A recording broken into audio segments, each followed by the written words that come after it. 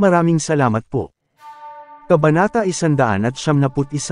Nakahinga ng maluwag si Harvey York ng mga oras na iyon, matapos marinig ang mga sinabi ng magandang direktor ng ospital na si Miss Graves. Tungkol naman sa naging injury ni Shane na Iswell, hindi na siya nag-abalang ipaliwanag ito, dahil masyadong komplikado kahit nasubukan niya ito. Tama, mas mabuting nang bumalik ka sa procedure mo. Nang sa gayon, malipat natin ang medical records ng pasyente electronically at makita kung meron siyang anumang mga allergy o underlying illness.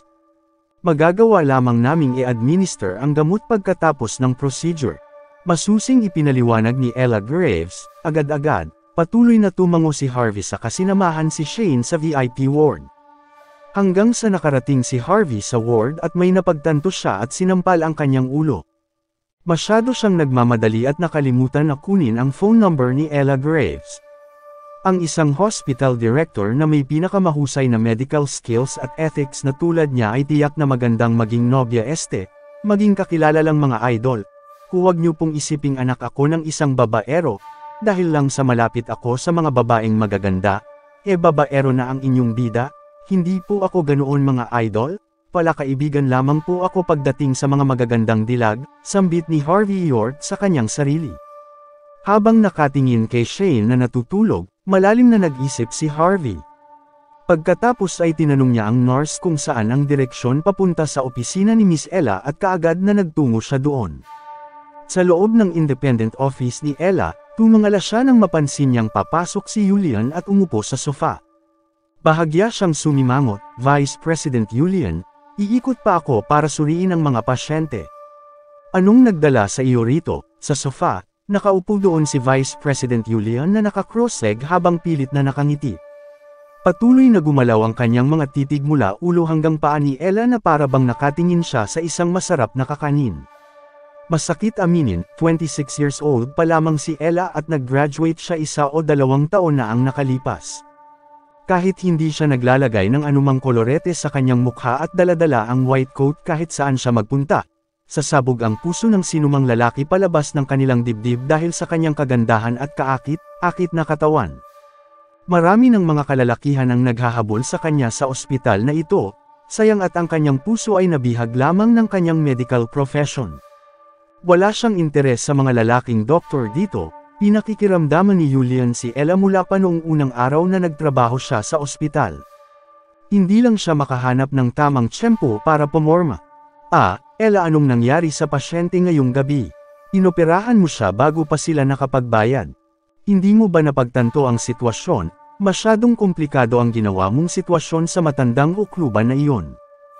Aakuin mo ba ang responsibilidad kung may mangyari sa matandang iyon? Malamig na sinabi ni Julian habang nagpapanggap na isang istriktong leader. Sumimangot si Ella at sinabi, alam kong hindi simple ang mga pangyayari, ngunit malinaw na may umatake sa matandang iyon at labis na nawalan siya ng dugo. Baka namatay na siya kung hindi ko kaagad binigyan pansin ang bagay na iyon.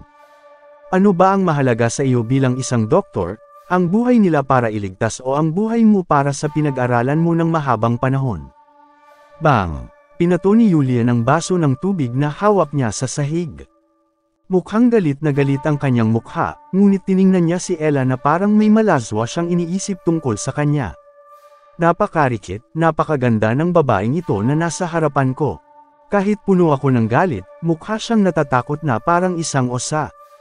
Pinapalakas lang nito ang pagnanasa kung makuha siya. Masakit na napalunok ng laway si Julian at naging istrikto ang kanyang mukha. Alam ko na meron kang busilak na puso, pero meron tayong mga patakaran na dapat sundin dito mula pa noong una. Hindi ko talaga papayagang mangyari ang mga bagay na iyon.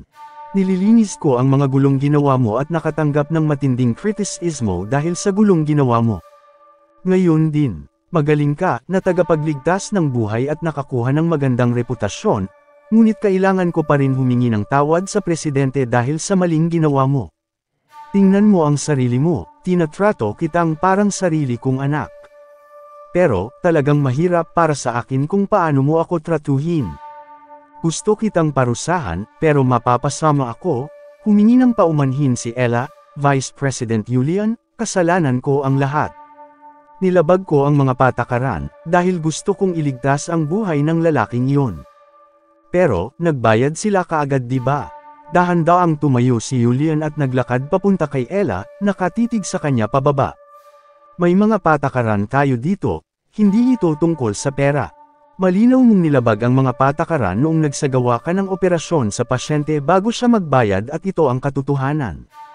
Kung hindi kita pagtatakpan sa pagkakataong ito, pwede kang mawalan ng trabaho. Hindi mo ba na-realize na mahirap maghanap ng trabaho sa panahong ito? Isa pa, kung sakaling nawala ang iyong trabaho, komportable ka ba sa iyong mga pasyente na inaalagaan sila ng ibang mga doktor? Ng mga albularyo. Nang makinig si Ella sa unang kalahati ng talumpati ni Julian, talagang hindi niya inisip iyon. Sa katunayan, top-notch ang kanyang medical skills, napakahusay ng kanyang ethics. Maraming mga ospital mula sa provincial capital ang nakikipag-usap sa kanya sa pag-asang magtatrabaho siya doon. Ngunit nanatili lamang siya para sa mga pasyenteng inaalagaan niya. Sa sandaling marinig niya si Julian na pinag-uusapan ang tungkol sa pasyente, agad siyang nabalisa at nagsimulang manginig ang kanyang nakakaakit na katawan. Vice President Julian, kailangan mo akong tulungan, huwag mo akong sesantihin. Tatanggapin ko ang anumang parusa na hihilingin mo para sa akin. Tumawa si Julian at naging masama ang kanyang mukha. Ay, Ella, anong sinasabi mo? Sobra kitang pinahahalagahan. Tinatrato kita na parang sarili na kitang anak, paano kita mapaparusahan? Alam kong mabait kang tao, palagi kang nagliligtas ng buhay sa emergency operating room.